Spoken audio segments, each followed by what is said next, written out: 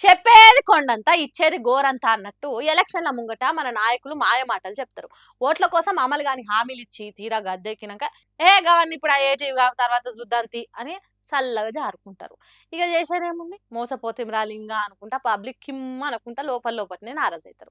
కానీ హుషారున్నోళ్ళు ఊరుకోరు కదా.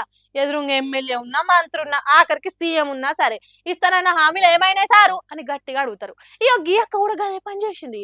సంగారెడ్డి జిల్లా జోగిపేటల మంత్రి దామోదర్ రాజనరసింహ ఆడవిళ్లకు ఇందిరమ్మ చీరలు వంచిండు.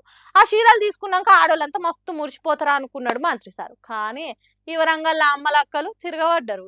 చీరలు అందుకునేకి వచ్చిన ఓ అక్క, ఏంది సారు మీరు ఎలక్షన్ల ముంగట చెప్పింది ఏంది, ఇప్పుడు చేస్తుంది ఏంది, నెలకు 2,500 ఏమైనాయి, పెన్షన్లు ఎటువైనాయి, స్కూటీలు తులం బంగారం ఎవరికిచ్చినావు అని చెప్పి ఏకి పారేసి